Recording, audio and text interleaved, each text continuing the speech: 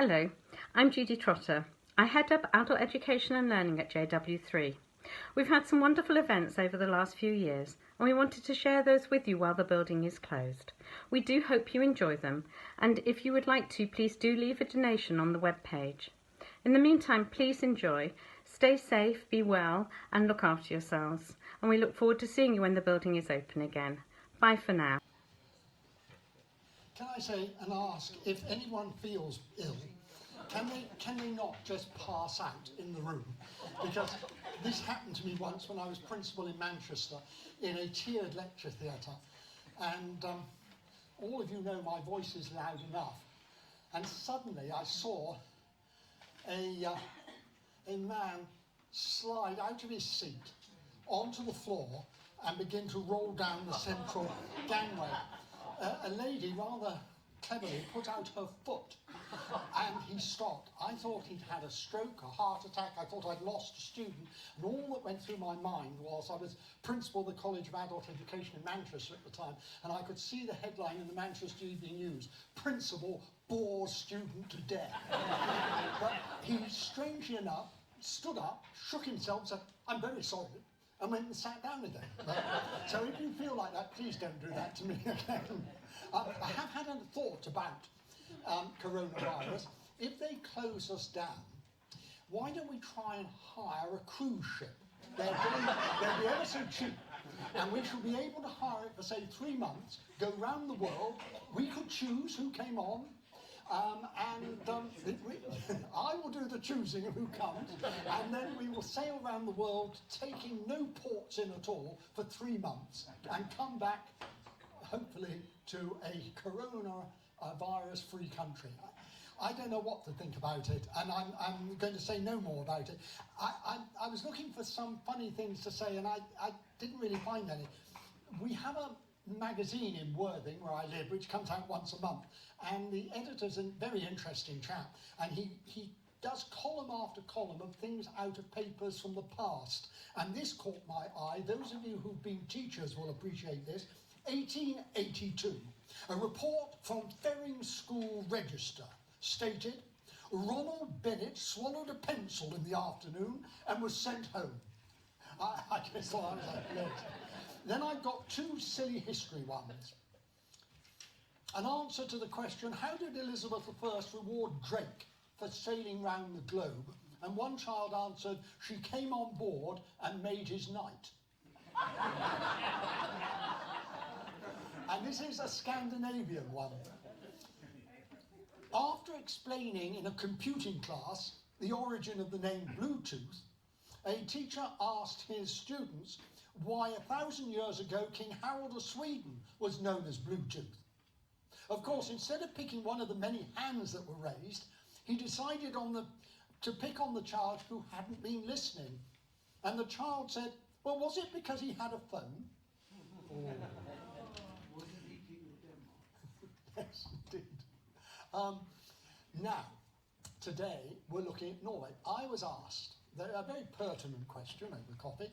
Why am I talking about Norway when it's, of course, on the Baltic? Well, there are 2 answers to that. The first answer is because Norway was linked in union with Denmark, then it was linked in union with Sweden. And Norway did not become an independent country until 1905. That's one reason. There are other reasons as well. And the second reason is that in the 1840s, there was a movement in the Baltic called Scandinavian Ism, which embraced these countries, Denmark, Sweden, Norway, on the grounds that they had so much in common in terms of language, culture, and everything. And there was a move that gained a lot of traction amongst young university students in those countries for a united Scandinavia, embracing Norway, Denmark, and Sweden. It came to nothing, and we shall find out why it came to nothing later this morning. But there is a corollary to that, and that is today they don't talk about Scandinavianism, they talk about the Nordic countries. Now, the Nordic countries include Iceland and Norway. And those concept of the Nordic countries is interesting because neither Iceland nor Norway are members of the European Union. And yet there are many Nordic events that happen. I attended a conference in Gothenburg in Sweden at the Nordic Adult Education College. And there the principle changes. It goes around all the countries in turn. But they have a very Nordic view of things. It's very interesting. It's largely, I don't know whether that's because I'm an outsider, but it struck me that one of the key factors about the Nordic grouping is it was anti-German. And it was to give the Nordic countries some sort of weight. So that's the reason that Norway is part of what I'm talking about. Now, I suppose today it's quite commonplace to recognise that even small countries can be caught up in wider global conflicts. We've seen that in the Middle East, we've seen it across Europe, places like Kosovo and so on. And perhaps it's always been so. Perhaps small countries do get caught up in larger events. And one such country, not in terms of size, but in terms of population size, has been Norway.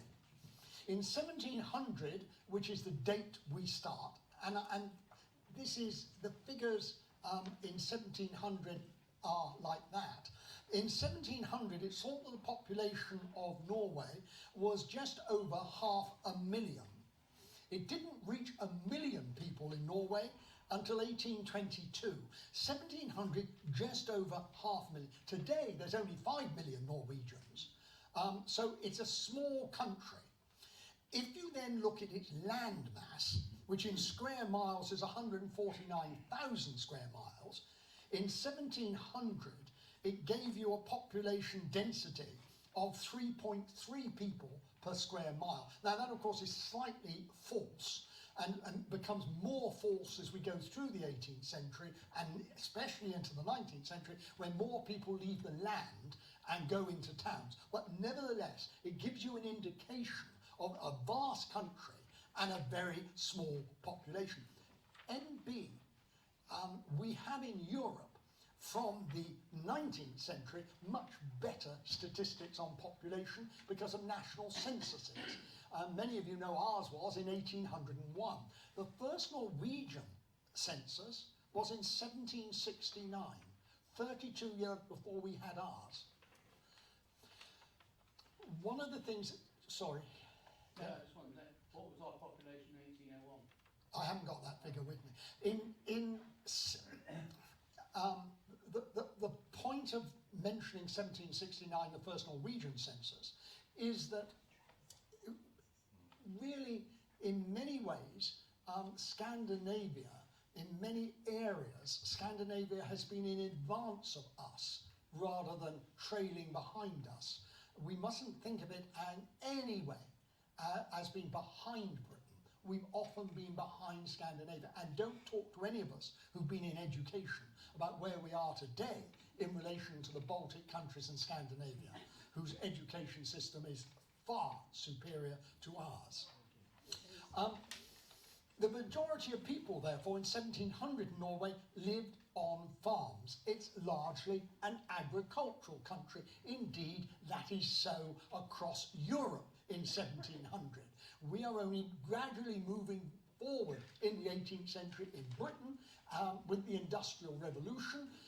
We are only just beginning to think about agricultural revolution. We are at the very beginning of the changes that in the end are going to be global.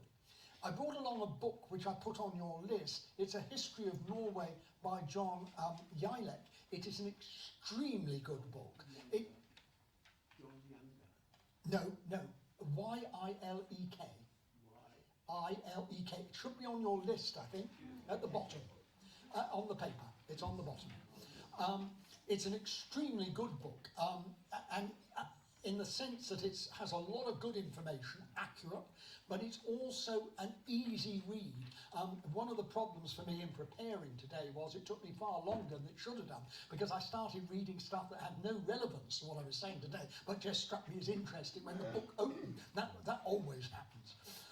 He writes this: the standard of living for farmers did improve during the 18th century, as more houses were built with fireplaces and chimneys instead of open hearths and holes in the ceiling, wooden floors, glass windows and better furniture, and the people wore better clothing.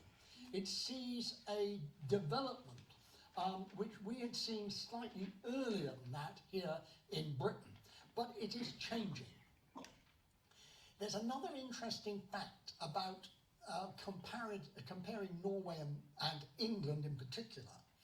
By 1700, that population of just over 500,000 had got Norway to recover from the population it had before the Black Death in 1349, which hit Norway.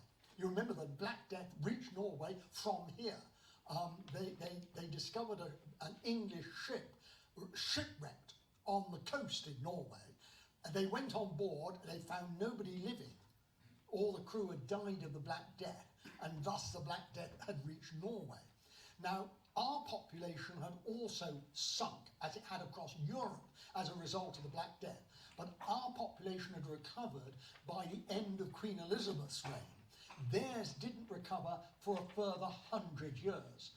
And I suppose those of you who are scientists or mathematicians might be able to tell me, I guess that's a product of size. They had a smaller number to begin with, and we didn't. I don't think it's that either country bred faster than the other, or slower than the other. So by 1700, the population is back to pre-1349 levels.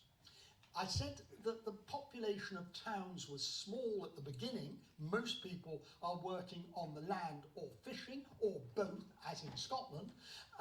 And there's a relatively few people living in towns. Even to use the word city is slightly misleading. It's estimated that in 1700, only about 25,000 out of 500,000 people lived in towns. That is to change by the time, that is to change radically by the time that we reach, sorry.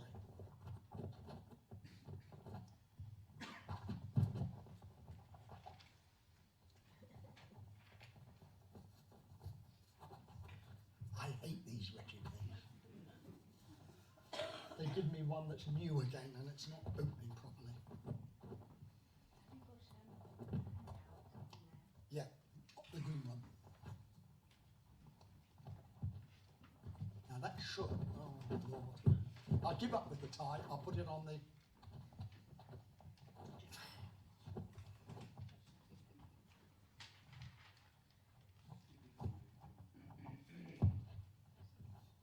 That should be on there.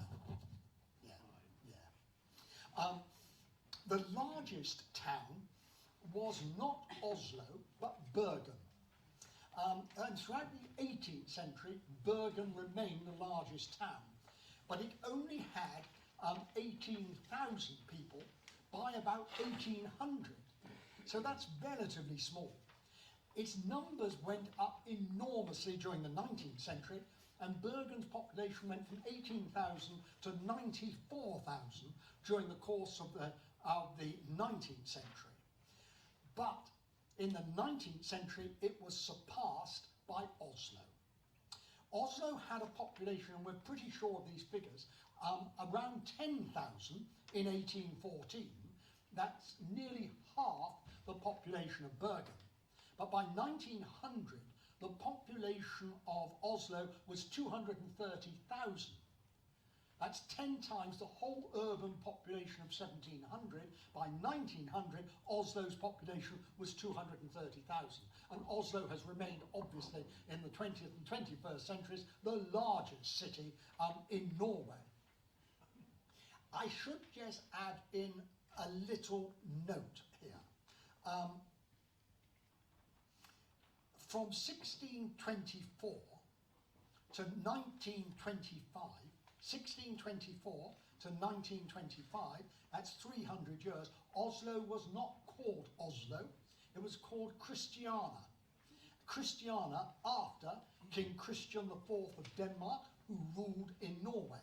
So sometimes if you read much older books, 19th century, early 20th century books, you'll find, or look in older atlases, you'll see reference to Christiania. It is Oslo, And Oslo is the earlier name because Oslo is a Viking name, and Oslo simply means, probably, they reckon, the meadow beneath the hill. That's what Oslo means. So Oslo and Christiania rather, are one and the same place.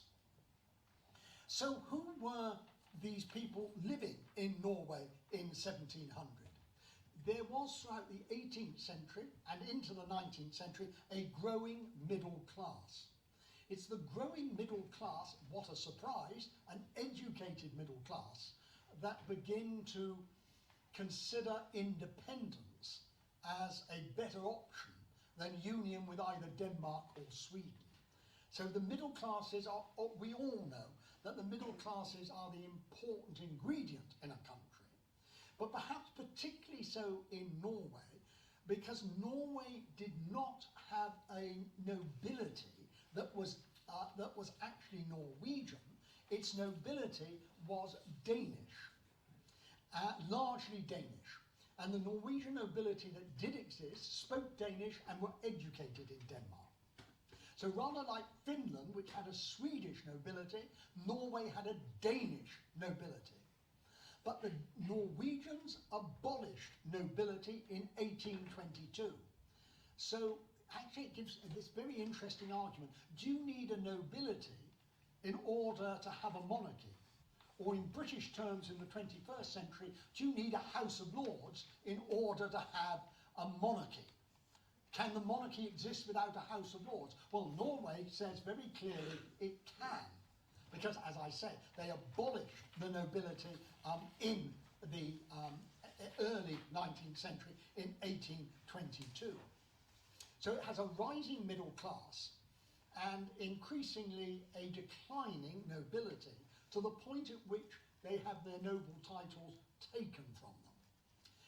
The Norwegian army, whether linked with Denmark or Sweden, is largely commanded by Germans. German mercenary officers commanded the Norwegian army. Public officials were almost entirely Danish in the period of the 18th century. Denmark totally dominated Norway as a Denmark is the senior partner in the Denmark-Norway Union of the 18th century. The Danes dominated almost every aspect of Norwegian life. The upper classes were educated, as I said, in Denmark. Taxation was a Danish thing. Everything seemed to be very much Denmark.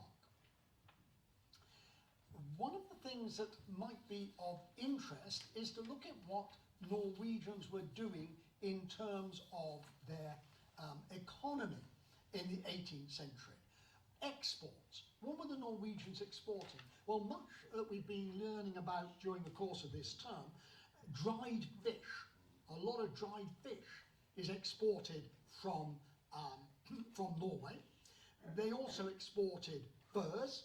They exported timber. They exported minerals. Salt. Salt is always needed in Northern Europe. They exported salt, iron, copper, and even silver.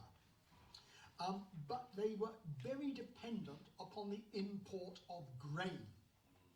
This was a problem for the Norwegians.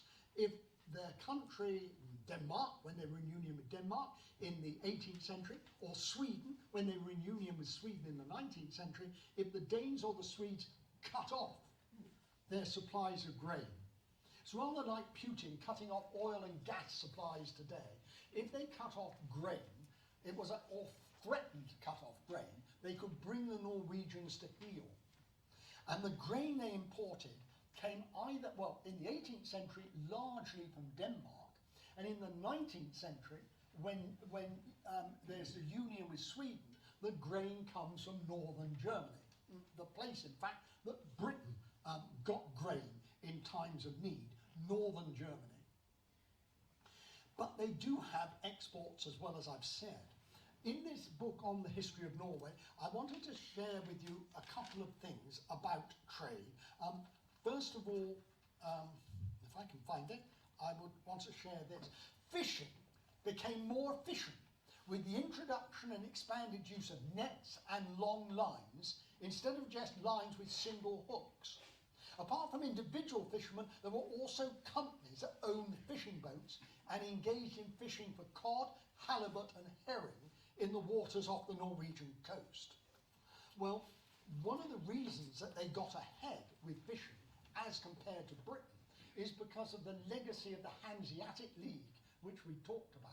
And the Hanseatic League had a major base in Norway at Bergen, and some of you may have seen that, and so they had a running start, if you like, with more modern technologies with fishing. Then there's one further little piece to read about timber. Also we've touched upon the development of the water-powered saw in the 16th century allowed the owners of Norwegian sawmills to increase their profits by exporting mass-produced finished boards instead of raw timber. More and more sawmills were built to meet the huge demand for finished timber in the shipbuilding and construction industries of Europe, and not least here in Britain. If you can, it's an important sort of economic lesson from history. If you can not simply export the raw material for it to be developed technologically in the country that buys the raw material, if instead you can develop it technologically in your own country, in this case, planking instead of timber, then your profits increase, which is exactly, of course, what we had done in the late Middle Ages with wool. By importing expertise from the Netherlands in particular, or roughly that part of the world from the Low Countries, and bringing them in here to places like Colchester, which has a Dutch quarter next to the castle, for instance, in Colchester, we were able to develop our own textile industry. So we weren't just importing textiles from abroad. By sending wool out and then importing the textiles, we began to make our own textiles out of our own wool. The Norwegians began to make planking out of their own timber. Maybe that's a lesson also. Sorry? Yes, and maybe this is a lesson later, plywood, at a later date. This is a lesson for Brexit as well, in terms of not sending stuff out and then re-importing. Value added, yes, absolutely. So in the 18th century, if you went to Norway, very few people would have gone to Norway from Britain. I suppose some, there were diplomatic links and there would have been trading links. So maybe one of you were dealing in timber and maybe you were causing problems at home to your father, and he might have sent you out as a young man to sow your wild seeds in Norway, and sent you out to Norway with the business. What would you have found? Well, you would have found that no one you were dealing with would have spoken Norwegian. They were all speaking Danish. You would have experienced it, if you travelled via Copenhagen, then you would have found that it was very similar when you got to Norway. You might have noted more backward, certainly you would have noted that Bergen, the most important city, that Bergen was far less developed, inverted commas, than say Copenhagen or any other city in Denmark. It would have been a rather backward place to somebody coming from Britain. That doesn't last, of course, because gradually Norway, during the course of the 18th century and then in the 19th century, enters, in terms culturally, if not economically, into the first division of European countries. It's held back by its union with Denmark and with Sweden. It is really in 1905 that finally Norway, casting off its obligations to elsewhere, is able to develop its own place in the world. And today we don't think of Norway as anything but my taxi. I had to get a taxi this morning because there was a fire on the Jubilee line, and the taxi driver is one of those that never stops talking.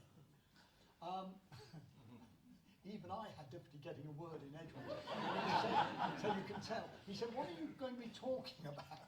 And I said, "Oh, I'm talking about Norway." "Oh," he said, "that's got a long history, hasn't it?" Well, yes, it does. And most people don't think of it as a modern country in terms of 1905.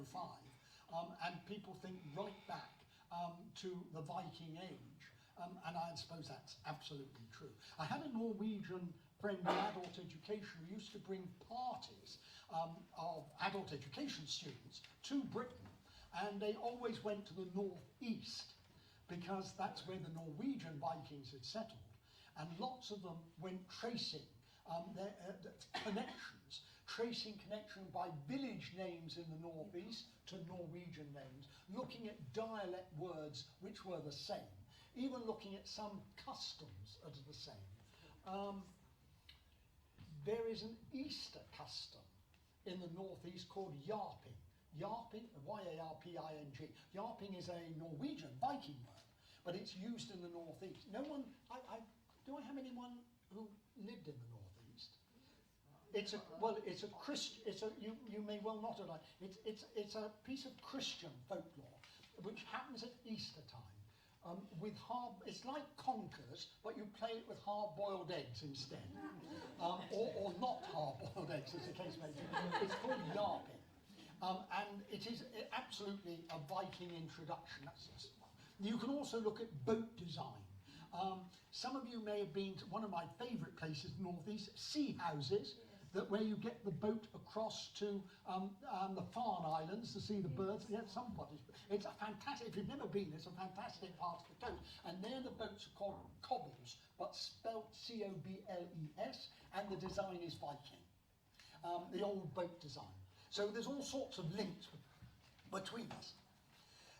Now, we've said, or I've said, countless times this morning, let alone prior to this, that during the 18th century, Norway was part of the dual kingdom of what is called, legally, technically, Denmark/Norway. Denmark-Norway. I've indicated it wasn't always an amicable union, largely because of the Danish imposition of taxes, not only to be spent in Norway, but to be spent in Denmark. There was a letter in the metro this morning, I read on the train coming in, of somebody complaining about paying tax on his car and saying, why do we still have potholes? Well, the answer is that taxation here is not specific, it's general taxation. And a lot of people start moaning, particularly those of us with cars are always moaning about that. But just imagine if we were taxed and all our money went to France. Oh, all right, before you say it, no, this isn't like Britain. Well, you might say it's like the EU. But here in Norway, the money went to Denmark. You can see that that would lead to a lot of concern. Let me just read you a short piece here.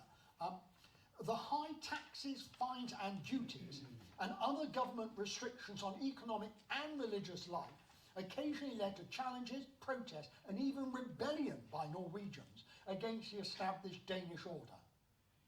There were local protests and strikes in Oslo and other times, and from time to time the miners went on strike due to unpaid wages and other grievances. So it isn't a happy union, it's an unhappy union. It isn't a union of equals. Denmark is in control. And things got pretty bad in the second half of the 18th century, 1750s, but in particular in the 1760s. In the 1760s, I read, there were tax protests by farmers in Bergen and Stavanger in response to a new poll tax. Oh, look, please, never, if you're in power, introduce a poll tax. It never works out well. Ask Mrs. Thatcher when you go up there. Or down there, as somebody said. Yeah, that's true. Maybe down there. In the 1760s, there were protests by farmers against a new poll tax that was used to pay for improving the Danish military. The farmers' anger was stoked when government officials, Danes, confiscated the property of farmers who could not or would not pay the tax. The military was called out to put down a rebellion. A few leaders of the revolt were imprisoned, and some overzealous Danish bureaucrats were transferred back to Denmark. But the damage had been done. Do not introduce poll tax. There was a widespread, at the end of the 18th century, a widespread farmers' revolt in the south of Norway, again against heavy Danish taxation and the grain monopoly held by Denmark. And grain was banned. It was led by a farmer called Christian Jensen Loftus. And there's a rather awful, this is the 18th century. Loftus was arrested, found guilty of treason against the state.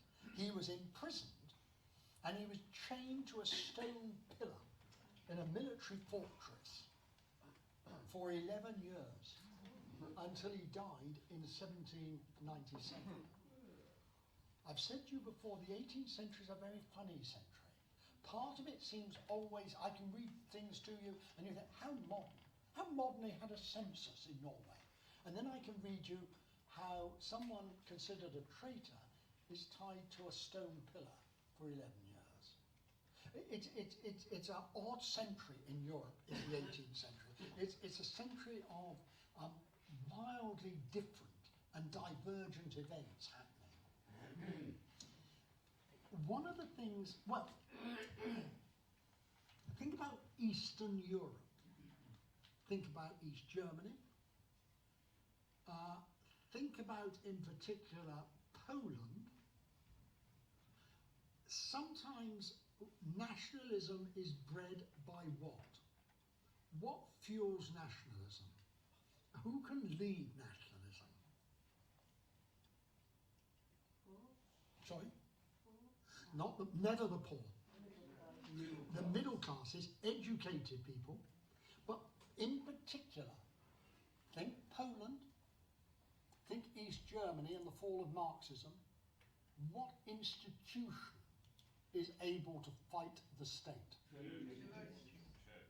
The church. The church. And there was a Lutheran pastor called Hans Nielsen Hauge, H-A-U-G-E.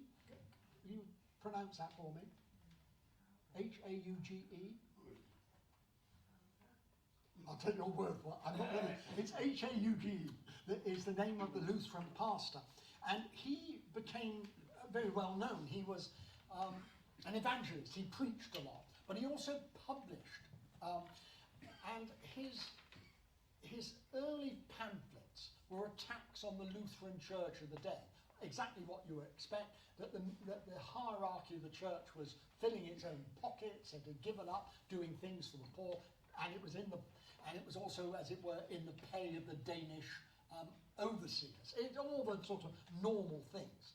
But he then sort of branched out, and he branched out in sort of attacks on the whole system of governance of Norway. I'll read you a short little piece here, if I can find it quickly. He himself never attended university. He wasn't indeed considered an educated man, but he started writing pamphlets that he sent to publishers in Oslo. They actually liked what he wrote, and they began publishing his pamphlets, then his books, which became bestsellers throughout Norway. And that's the middle class, because only the middle class are literate at this point. So it is one person criticising the church, educated, who begins to open people's minds up, if you like.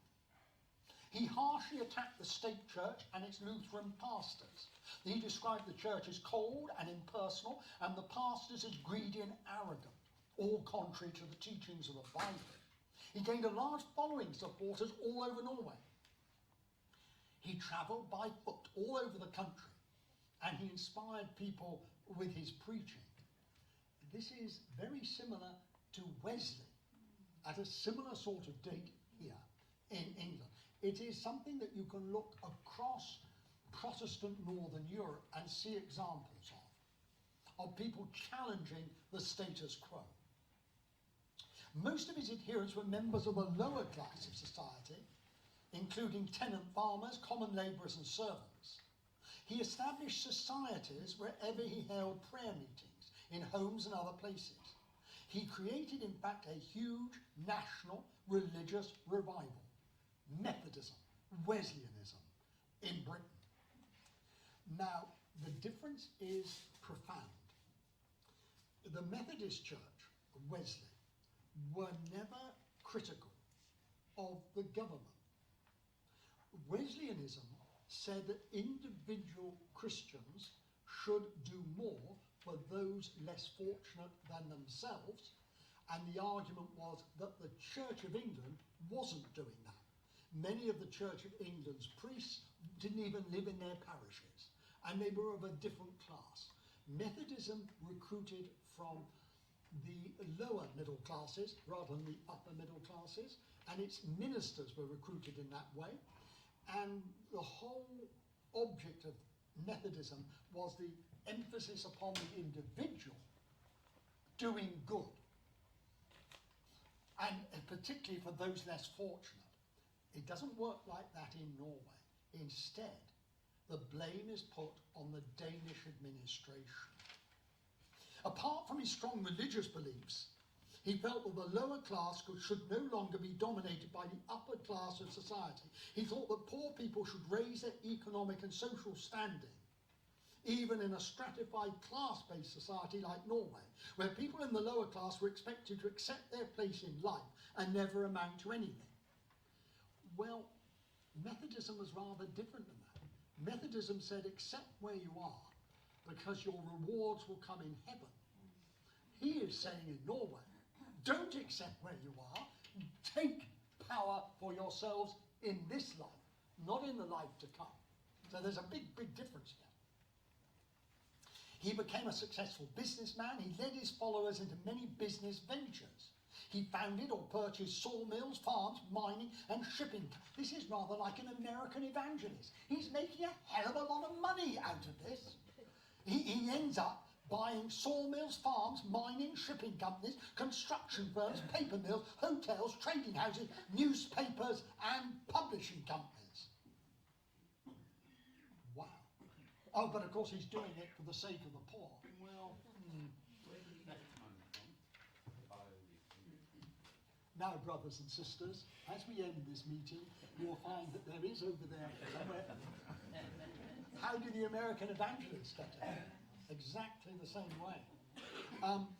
But he began to be seen by the government, not just in Norway, but in Copenhagen, as a serious challenge to them, to the existing business class, and more importantly, to the Lutheran Church.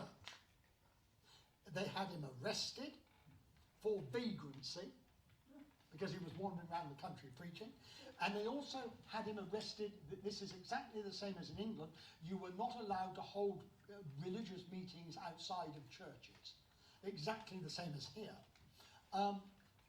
Only a registered pastor, priest in the parish could hold a church service.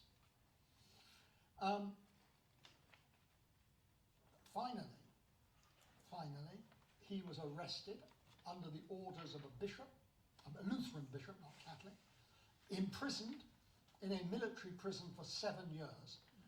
He was not allowed to read, no books were provided. He wasn't allowed to write, no paper and pens were provided. He wasn't allowed to have anybody visit him, and he wasn't allowed to take exercise in the fresh air. Surprisingly, he developed serious illness, and his physical condition got worse and worse.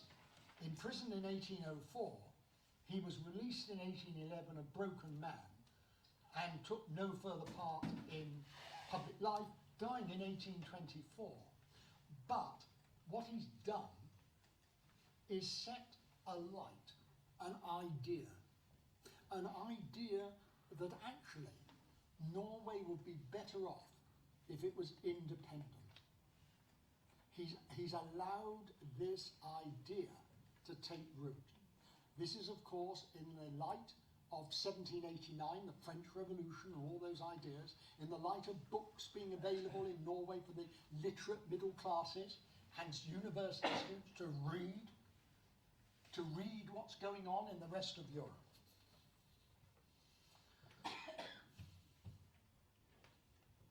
Norway was, as I've said, the junior partner in this relationship with Denmark. King Frederick VI of Denmark, who introduced reforms in Denmark itself, refused to visit Norway at all when he became king. He visited once when he was crown prince, and he would not respond to Norway's demands for a bank and a university, for reform. A bank and a university were, as it were, the touch pieces for civilization. I always think that fantastic advert on the television of he's got an ology, you know. Do you remember that wonderful advert? He's got an ology. Well, if you had a bank and you had a university, you were there, you'd made it. And the Danes refused to allow it. Why did they refuse to allow it? Why did Frederick VI, who'd introduced reforms across Denmark, refuse to do similar things in Norway? Well, because he thought that if the Norwegians had banks and universities, ideas of independence would grow. And it would, well, as a friend of mine always used to say, let's take the broad view. How does it affect me? And that was Frederick VI. How does this affect me? Well, it threatens my family's control of both kingdoms. So we're not having any of it. And the Norwegians were rebuffed.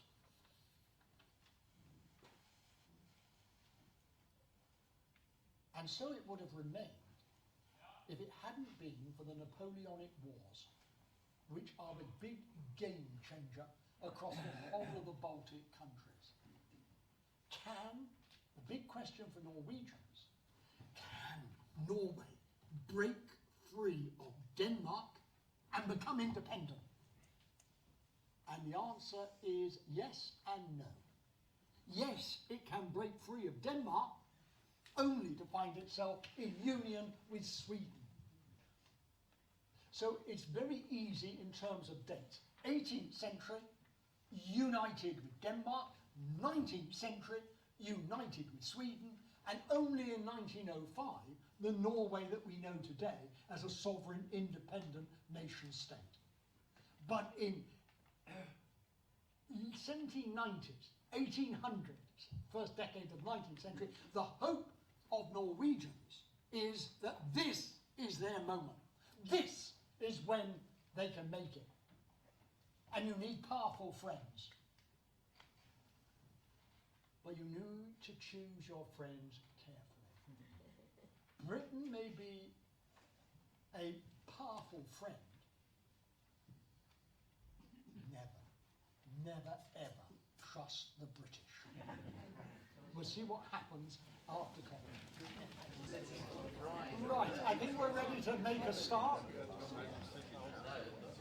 I said before we finished for coffee that the game changer for Norway came at the time of the Napoleonic Wars. I could equally have said came at the time of the French Revolution, Napoleonic Wars, all part of the same thing, in the sense that the ideas of the French Revolution were exported on the bayonets of the Grande Armée of Napoleon Bonaparte. But at the beginning of the war, the French War, 1792 to 1807, Denmark, Norway, still united as one country, remain neutral. With the sort of actions that smaller countries were always determined to take, if they possibly could, is neutrality. And Denmark, Norway remained neutral from 1792 to 1807. But as we learned last week, that doesn't mean to say they were not caught up in the war, because they certainly were caught up in the war, because we had the two naval battles of Copenhagen, in which the British Navy attacked the Danish Navy. By the end of the wars, that is to say 1814, the first abdication of Napoleon, and 1815, the final defeat of Napoleon, and the resetting of the boundaries of Europe at the Congress of Vienna in 1814-1815, by the end of the war, Denmark-Norwegian union was broken, and despite many Norwegians favouring independence in 1815, Norway found itself in a further union this time with Sweden. The union with Sweden lasted, as I've said earlier this morning, until 1905, when Norway became finally independent. Now, I'm repeating myself. I often do that, not because I'm losing it, but because then the main points get established in your head. It's quite an easy story, is the Norwegian story in basic terms. Let me repeat one final time. 18th century in union with Denmark, 19th century in union with Sweden, 20th century onwards, independent sovereign state. That's all that in one sense you need to remember about the history of modern Norway. The union, however, with Sweden proved equally difficult for the Norwegians as the union with Denmark had proved the century before. So let's fill in the background, because it's a fascinating background on what happened and the fact that the French Revolution that led to many changes across Europe as a result of the French Revolution and Bonaparte, like, for example, those of us who've been coming in the afternoons have learnt the creation of the United Netherlands state of modern-day Netherlands and Denmark into one country. Here in Norway, it doesn't have that ending at all. And who doesn't support Norway? Well, as I indicated before coffee, it's the perfidious British who don't. It is true that Sweden and Norway had previously been united in the Middle Ages twice, over short periods of time. Norway was linked with Sweden between 1319 and 1343, and briefly again between 1449 and 1450. Neither of these things are important, except to underline the statement I made right at the beginning this morning, that Norway had always been, not because of its size, of course not, but because of the smallness of its population, quite open to being overtaken by its more populous neighbours, in its case by Denmark or by Sweden.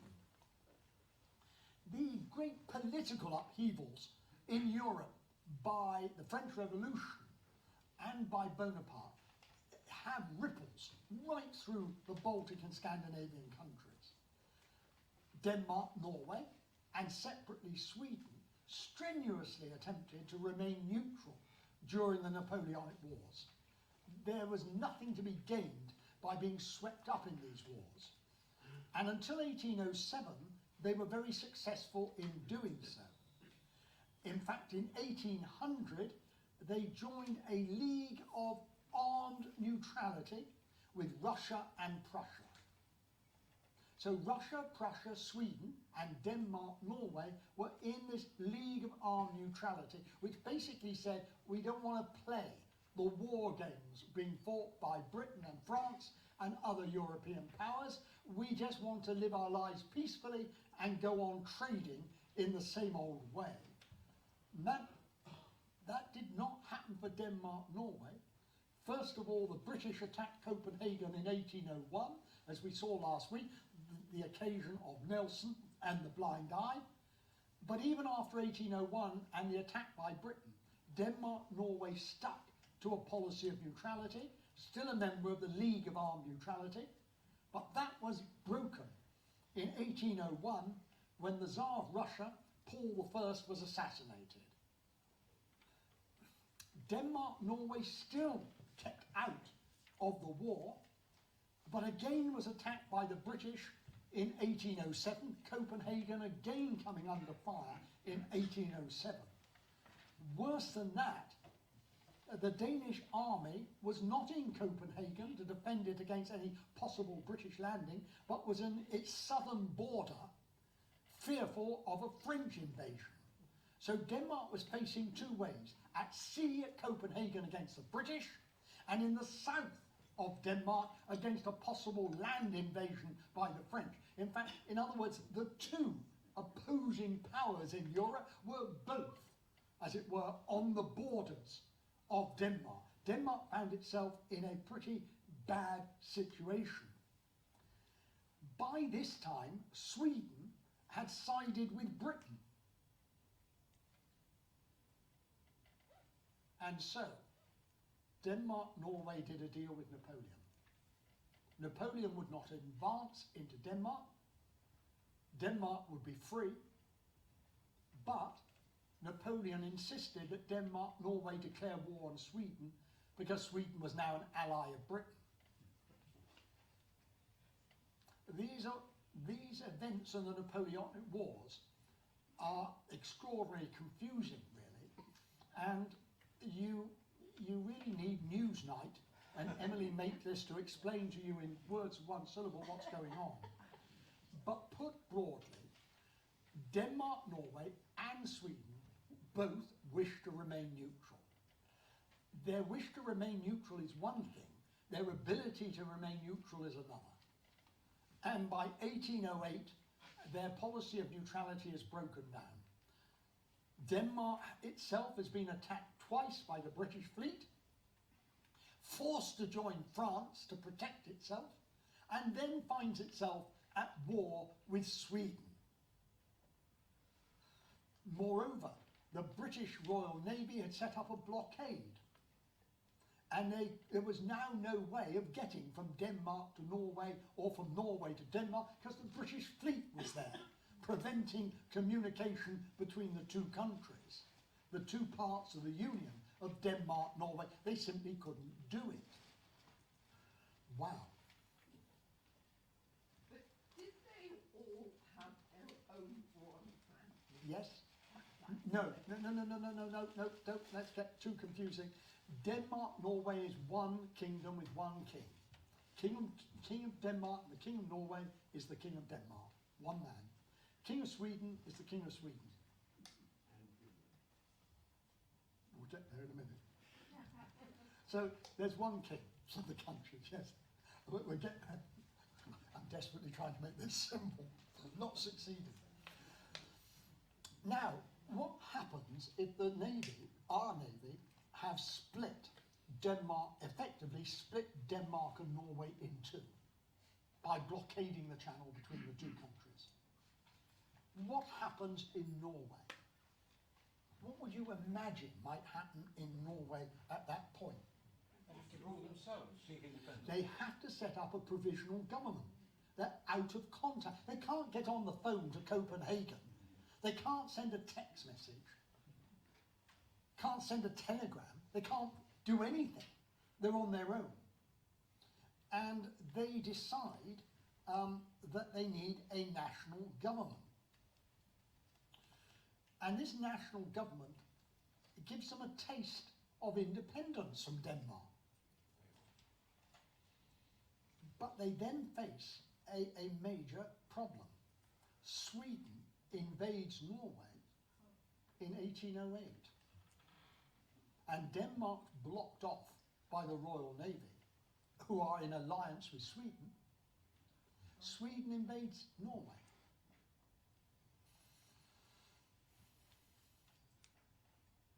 I've got a Swede in the room. You need to close your ears at this point because the Norwegians hold the Swedes back. Nothing like a taste of nationalism and your own land to be invaded to give you the strength to resist. And the Norwegians resist the Swedish attempt at occupation in 1808. They are led by an interesting man. They're led by a man called Christian August of Augustenborg.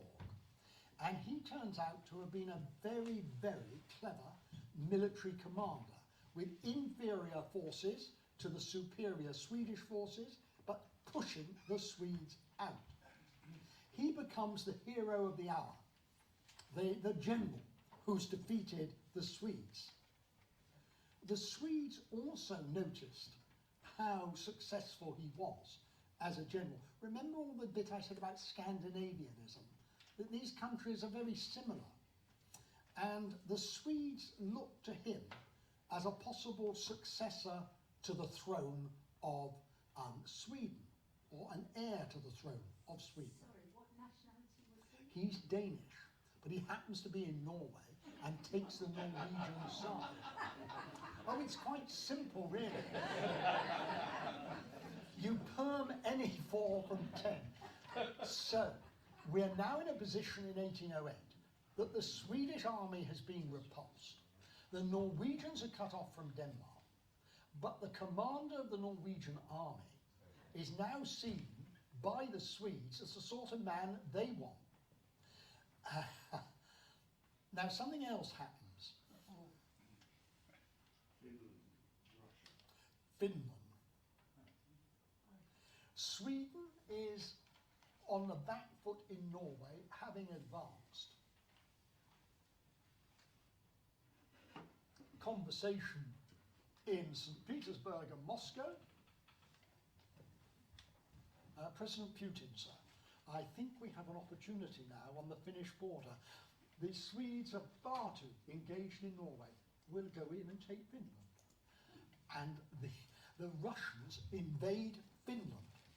Finland had been part of Sweden. Sweden and Finland were one country. Now, the Russians invade Finland. Is this not always what the Russians do? Think Hungary, 1956. Think Crimea and East Ukraine. The Russians take advantage of what they see as Western weakness. And at this point, in 1809, Sweden is weak. Sweden, this great power that we began this course with in 1700, is now a minor power. But it's linked with Britain, which gives it the opportunity to take Norway, which it's always wanted to take Norway.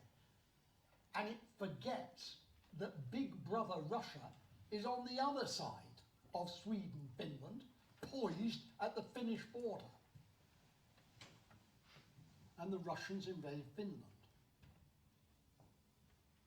I was watching one of those alternative modern history things, programs on television, on catch-up or whatever, last year, which was the story, which was set, I think it was set in Finland, wasn't it?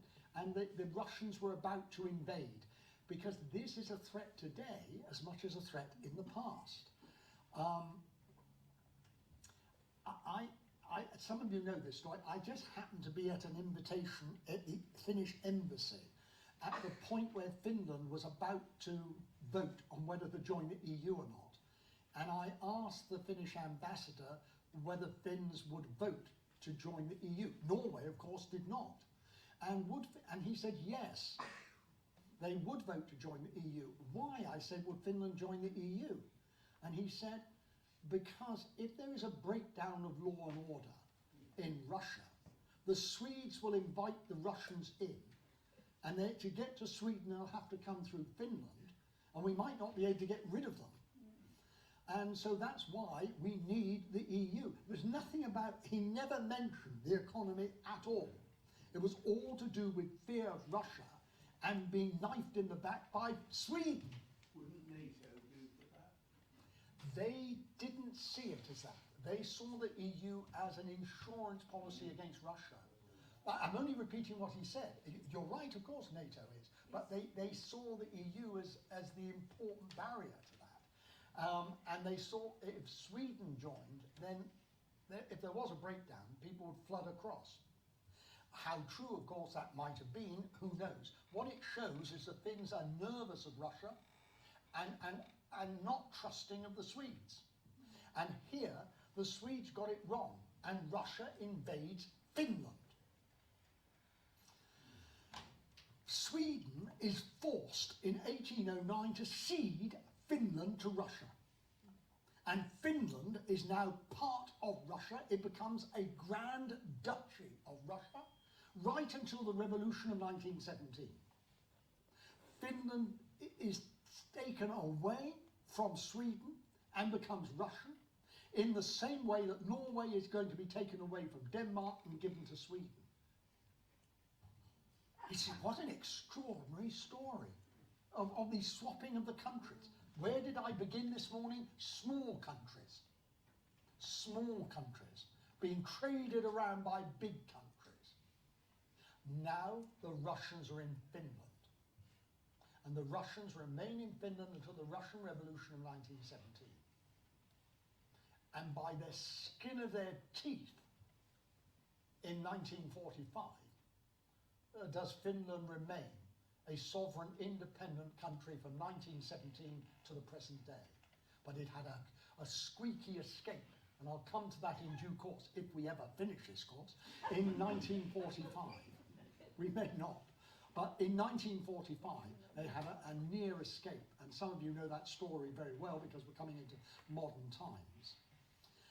But for now, in the middle of the Napoleonic War, Sweden has really made a huge error. It's invaded Norway and been defeated, and at the same time Finland has been invaded by Russia and it's lost Finland. And it also overthrew their king. Sorry? They also overthrew the king. Yeah, indeed. So that's, well, I'm not going there. Now, that is a complex story and a half, and Sweden have overthrown their king. But Sweden elect the leader of the Norwegians, Christian August, as Crown Prince of Sweden in 1809. Whether it was because of that or not, I don't know, but he dropped dead in May 1810. And the Swedes need another Crown Prince. And that's from last week. They decide on another foreigner. This time they'll take a Frenchman, and they take Marshal Bernadotte. And Bernadotte, who we learnt last week, was not the in-favour marshal with Napoleon.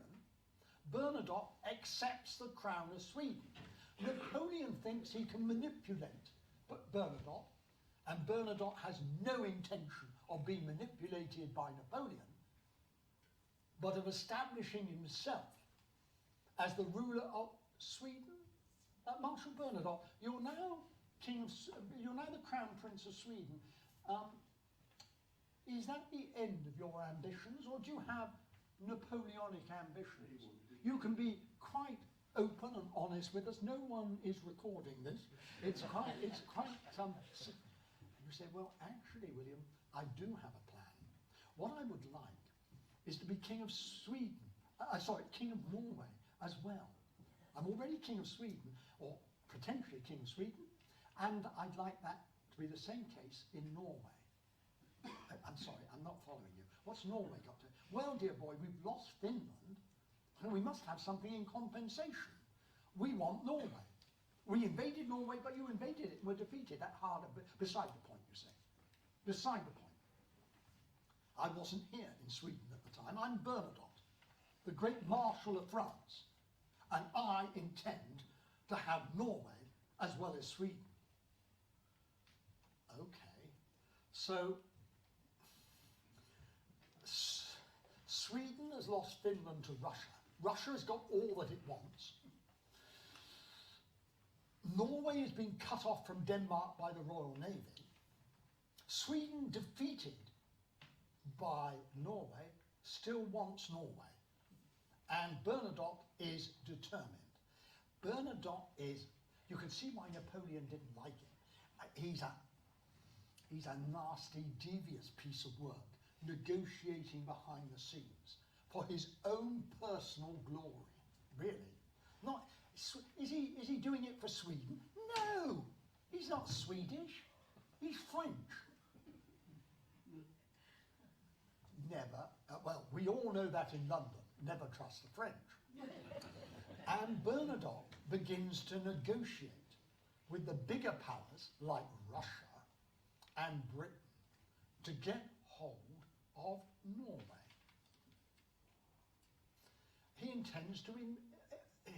Bernadotte intends to invade Norway again.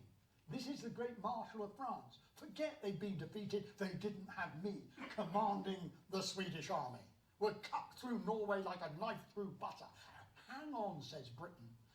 You can only do that because we're writing the checks for you. And we're not writing checks for you to invade Norway, we're writing checks for you to help us bring Bonaparte down. And so they had a little bit of a panic in London. I say, oh boy, we're due to send another check to Sweden tomorrow for God knows how much money. Do you think we should? Because they're going to attack Norway. say, oh, well, I don't wish to appear too ignorant, but I'm not quite sure where Norway is. And so in London, there's panic when Bernadotte makes his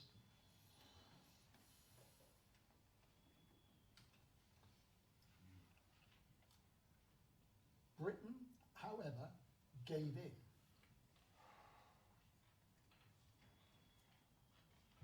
The United Kingdom promised that if Bernadotte would help fight the French, he could have Norway. And they signed an agreement in Stockholm in 1813. Russia gave its consent a few months later. So Britain has said, you can have Norway, provided you help us fight the French. But he was French. Yes. But he's not, he's now Swedish. It's a personal thing for him against Bonaparte. And it's a personal thing. Look, if someone offered you the crown, Irene, you would forget your socialist principles and take the crown. And that is what Bernadotte has done. He's accepted the crown of Sweden, and he's no longer French.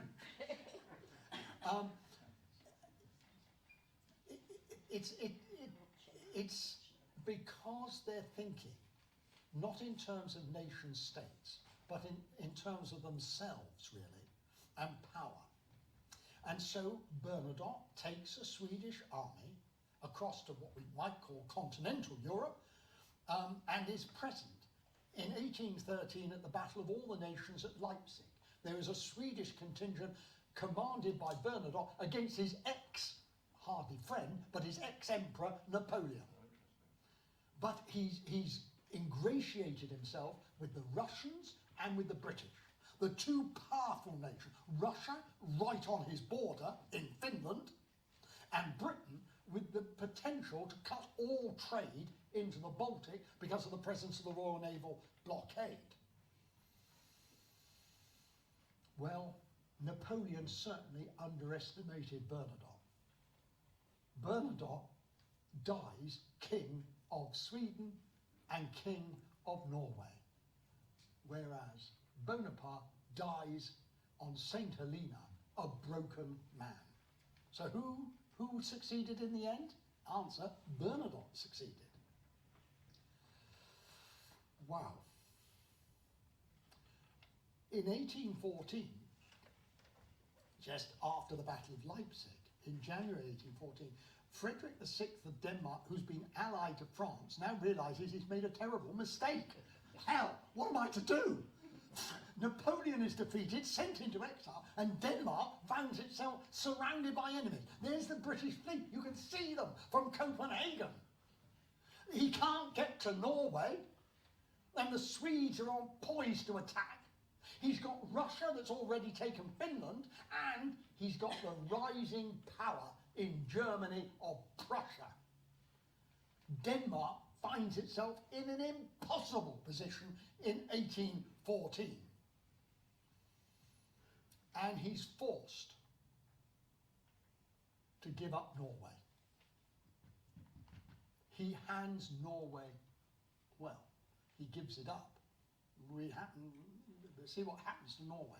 Denmark relinquishes its union with Norway. It's the only way that Denmark can protect itself from potential invasion. This is all signed and sealed at the Treaty of Kiel. Denmark had only one success. Denmark maintained sovereignty over the Norwegian possessions of the Faroe Islands, Iceland and Greenland. Well, mainly because nobody cared a damn about Iceland, Greenland and the Faroe Islands. And Denmark keeps them. It's small beer compared to the loss of Norway.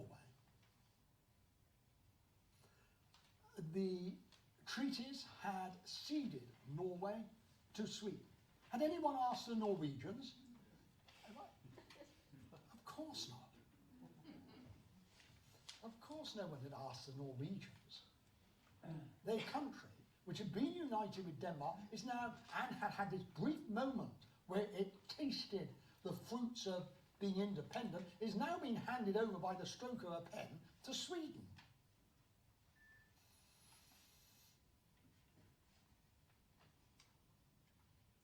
Bernadotte says, if you don't agree, the Swedish army will come in and take it by force. Oh, and by the way, Norwegians, we're stopping you importing grain. I said before, that's the power they have. We'll just simply turn off the grain supplies. In the same way as I said, Russia can turn off the oil supplies and gas to Germany today.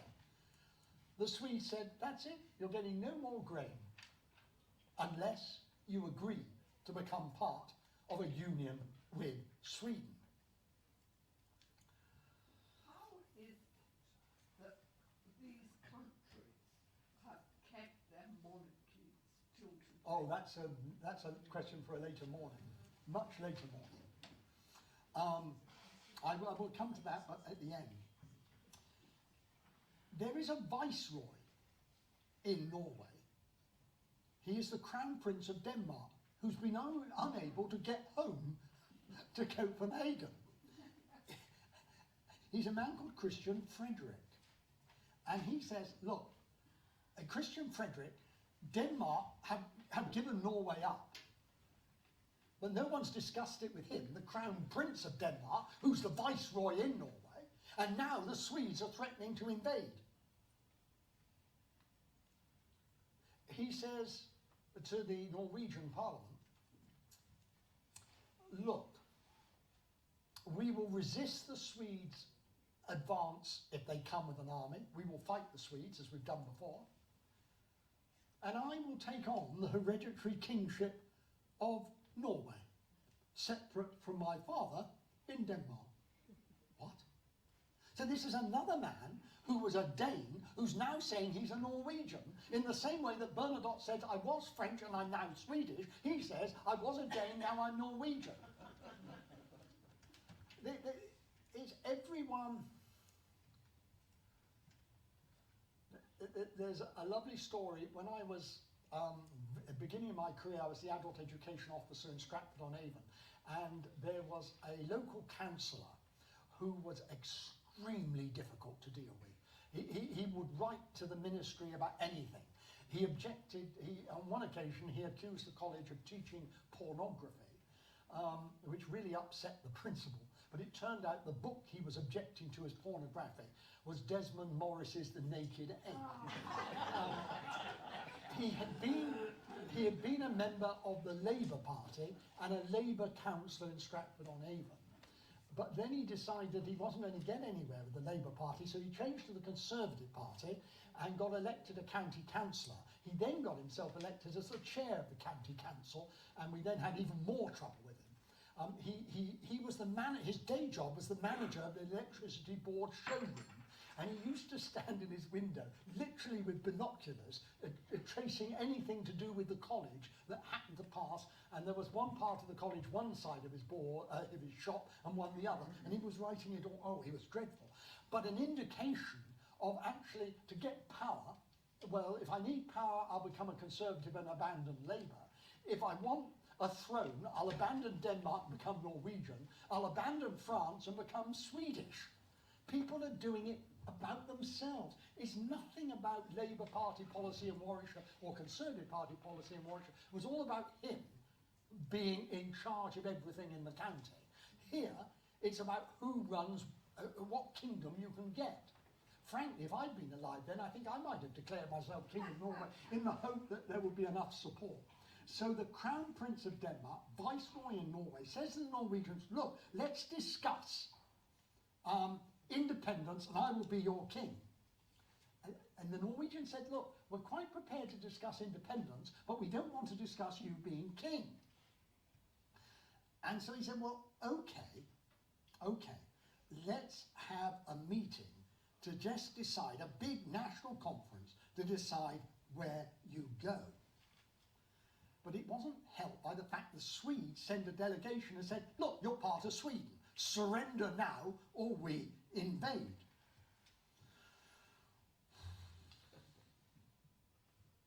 The Norwegians send a very important businessman to London, a man called Anker.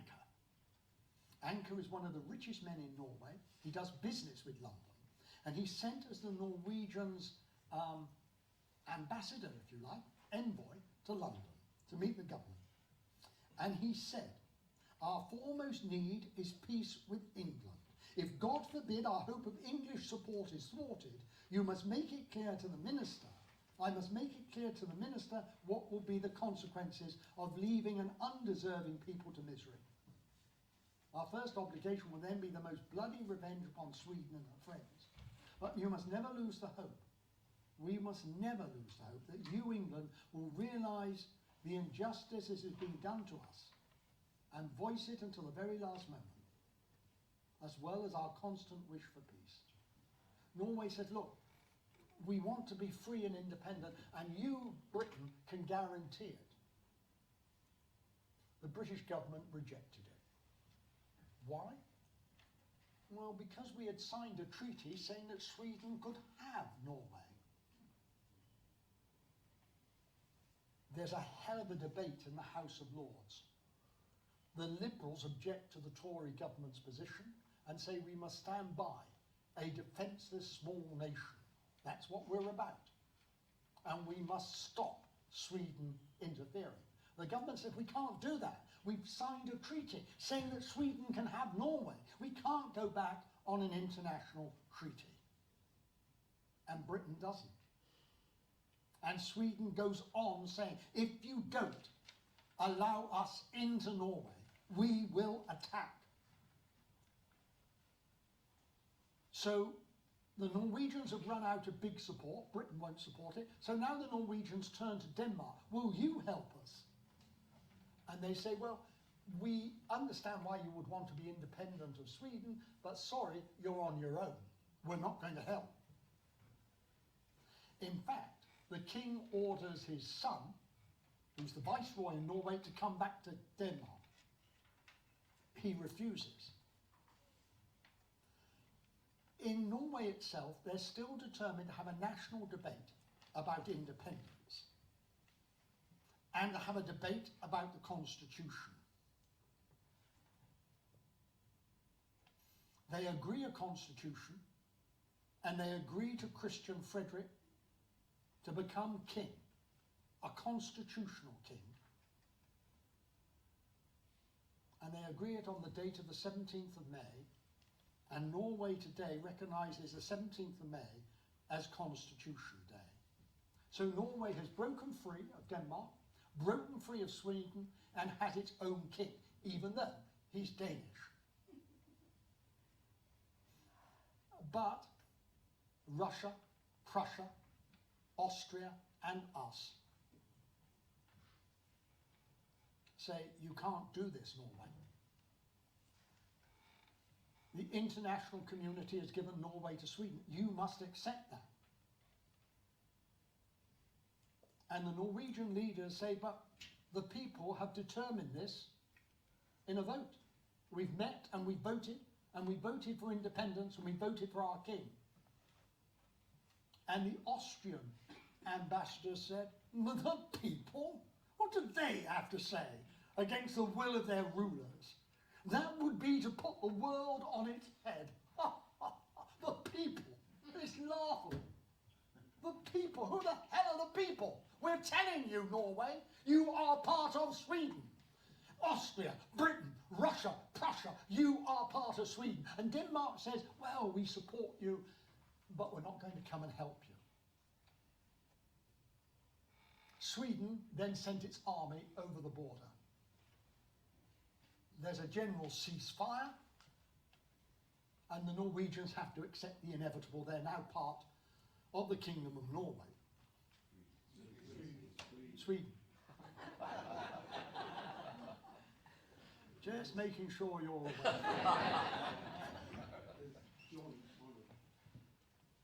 It isn't quite like that, because the union with Sweden is a personal union with the King of Sweden.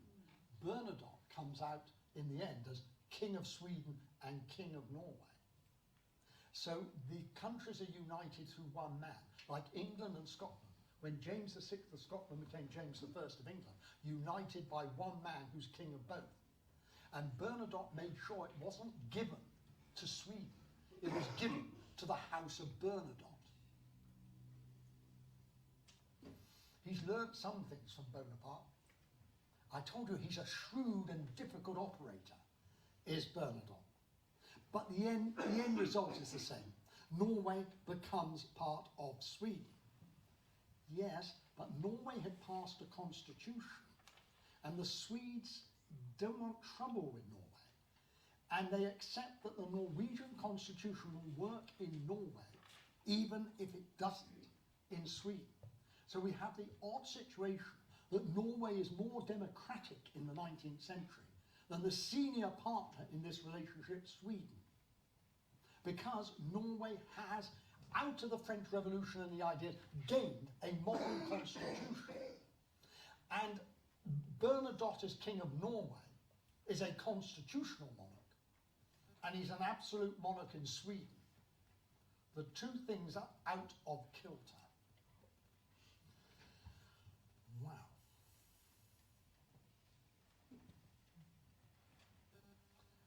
Norway had a separation of powers. Executive, legislative, and judicial branches are separated. By this date, at the end of the Napoleonic Wars, Norway has a very modern looking constitution.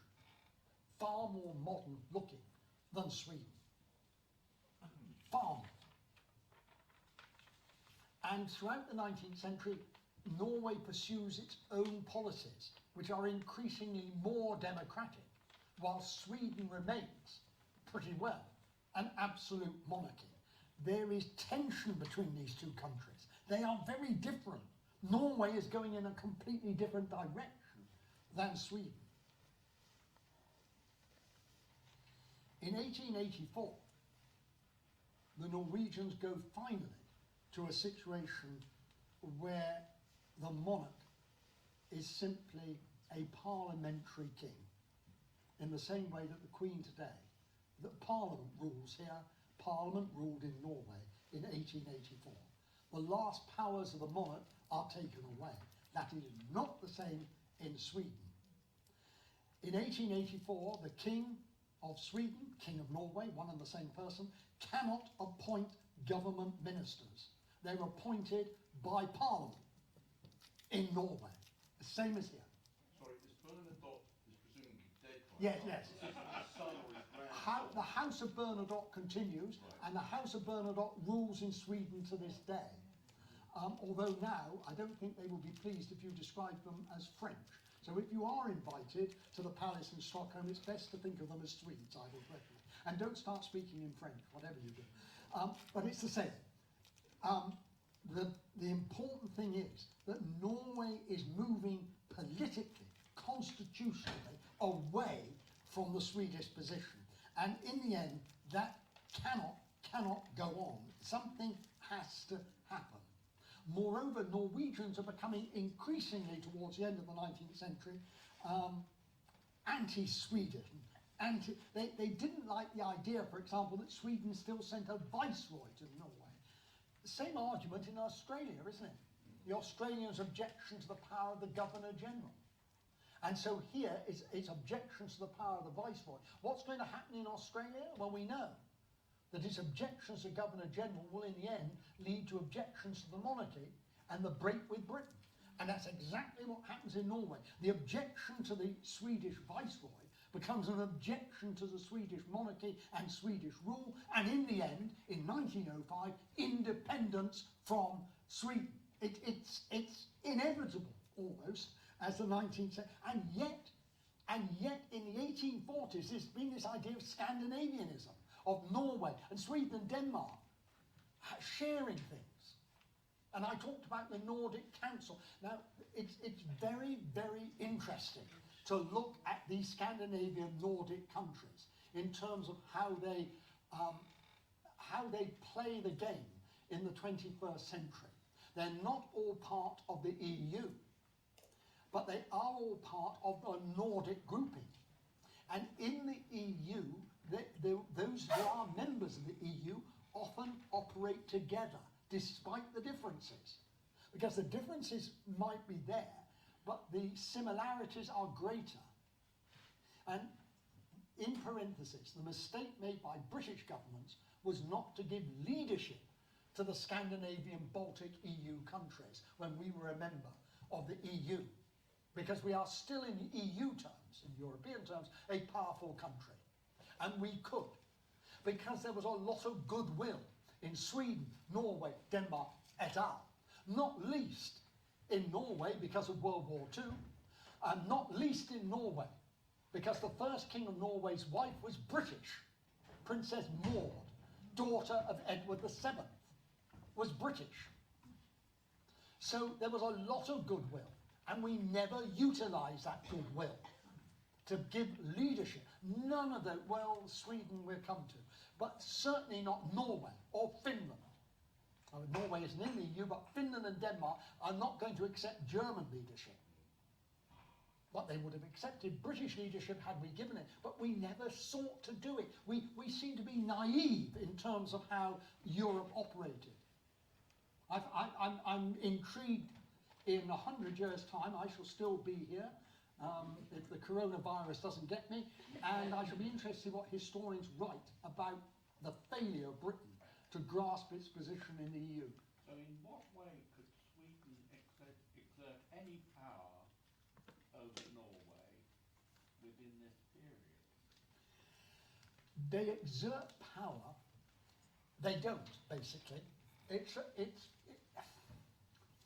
Let me put it another way. How much power can Johnson exert in Scotland? And the answer is limited. So what power does Johnson have? He has power over foreign policy. The Swedes had power over Norwegian policy. If you're talking about internal taxation, internal governments, then the Norwegians controlled themselves. So there is, and the Norwegians have their own university and so on and so forth. So in truth, the Swedish power is increasingly limited in Norway during the course of the 19th century, which in the end leads to the inevitable split. Now, if you take the example of England and Scotland, it might lead, in the end, the government in Scotland might well lead to independence in Scotland. I mean, we don't know, but it is a strong possibility that that might happen. It's not exactly similar, but it's very similar in terms of the powers that Sweden were able to exercise in Norway compared to the powers that Westminster can operate in Scotland. It worked. It didn't work. It would be wrong to say it worked. It suited the Norwegians and it suited the Swedes economically to be together. Yes, that's helpful. But in the end, it's a story of the inevitable. It takes less than 100 years, 90 years, 1815, 1905, 90 years, say, for the inevitable to happen and Norway to break away. Norway had almost broken away at the beginning of that 90 years. By 1905, despite these ideas of Scandinavian Ism, it really isn't. And the pressure comes over, it's often silly issues, and it's the issue of the viceroy. The King of Sweden said, okay, we accept it, we will withdraw the viceroy. In the same way that the Governor General has less powers in Australia now.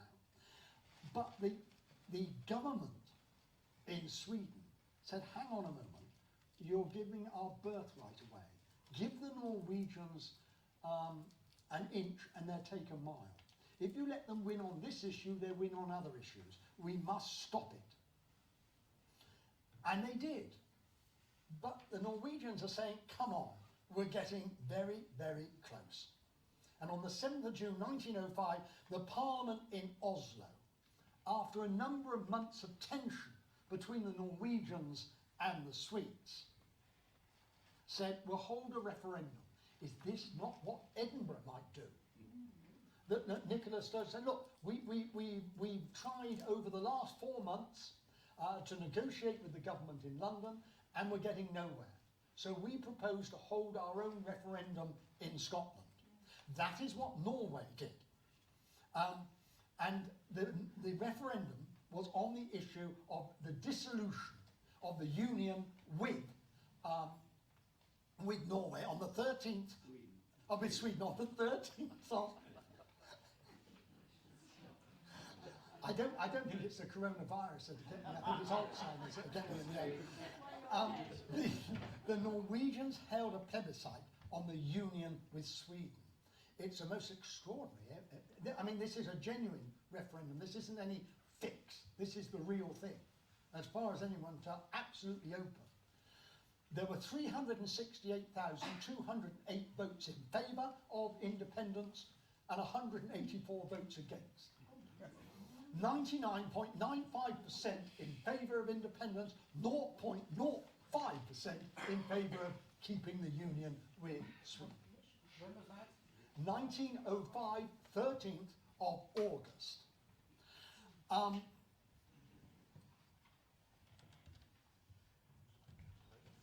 I say, we've got. I say, oh boy, we've got our freedom, and we're a monarch. We're a constitutional monarch.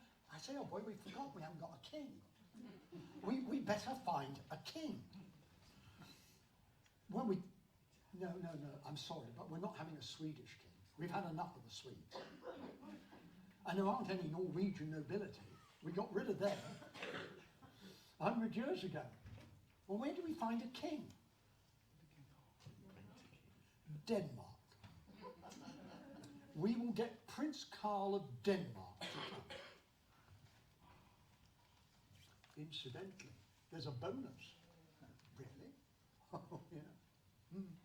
He's married to the King of England's daughter. Oh, well, that seals it then. We'll ask him to come. So Carl of Denmark, I say, Carl, you wouldn't mind changing your name, would you? Make it sound a bit more Norwegian. Couldn't you sort of Norwegianise your name? Oh, it's no problem. I'll be King Haakon the First. Haakon the Seventh. Sorry? Haakon the Seventh. Seventh, yes. But he was the first of this particular bit. They have to vote for him to be the king. They hold another plebiscite. This plebiscite is actually not for him. They've said he would be the king, but there's a Republican element. So the plebiscite is not on him to be the king. He's the representative of the monarchical party, but there's a Republican party. So the second plebiscite in November 1905 is to decide whether Norway should be a monarchy or a republic. And they vote 79% in favour of a monarchy. And he and his English wife arrive. She doesn't die until 1938, Maud. She was rather an interesting lady. She was very tomboyish, and she was known in England as Harry. I like that. It was a love match. She didn't marry until her late 20s, and she'd rejected a number of people who sort of presented to her. But she always remained very British. They had a house on the Sandringham estate, which they would use when visiting Britain. She never gave up. But she did, with her husband. She's English, he's Danish, but they made a real attempt to establish the monarchy as Norwegian and establish Norway as an independent country. They often wore Norwegian folk costume to emphasise the point. There's a PhD in it for someone on the role of clothes in terms of power structures. They wore Norwegian folk costume. She supported all sorts of good causes in Norway. She supported, she supported a feminist movement which provided a home for unmarried mothers. I don't suppose Daddy back in England was very pleased about this, but she was quite a forerunner. She also skied a lot. Well, that helped in Norway to as it were, gain support. She supported arts. She supported music. Big issue in Norway, of course. Music, artists, children, and very British, children, and what else would a British... Exactly. Animals, dogs, yes. She died whilst here in 1938 on a visit, and her body was taken back to Norway. Edward the Seventh. Edward the Seventh, granddaughter of Victoria. Sister of George V. Sister of George V. Yeah. Which pulls the family together, the two families together. What was their relation to the Danish royal family going forward? Exactly. Edward the Seventh's wife was Danish, Alexandra. Alexandra's sister was the Empress Marie of Russia. They're all intermarried. Now, we know what some of the bright people from the 1890s realised across Europe, that Germany would take Europe to war. We now turn away from Maud to Alexandra, Queen of England, formerly Princess of Denmark, married to Edward VII, mother of George V. In 1890, as Princess of Wales, she wrote a memo to cabinet ministers. Got you? And we have been complaining about Meghan. Alexandra wrote a memo without her husband's knowledge. Well, he's got other things on his mind, sort of Boris things on his mind. And she writes a note to ministers and to senior military officers objecting to the swapping of the island of Heligoland for the island of Zanzibar. Do you remember from last week? Because she says if you give Heligoland to the Germans, they will use it as a naval base, and you must not trust the Germans. She's Danish. Bismarck had invaded Denmark. She's also European in a non-British sense, and she's fearful of the rise of Germany. Other people in Britain are fearful of the rise of Germany too. For example, Kipling. For example, Winston Churchill. There are lots of people concerned about the rise of Germany. For Alexandra to get involved, we would think it was quite incredible. As a queen. I've got to finish, and I will. And she wasn't listened to by the British government. I say, Michael, a pure woman. You don't need to listen to her. You're the foreign secretary. We're Zanzibar, I'm told, is awfully profitable. And no one listened to her. And the Prussians objected. Or the Germans objected. Surprise, surprise.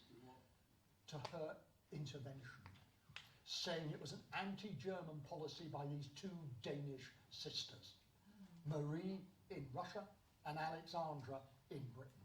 It's all part of the plot against Germany.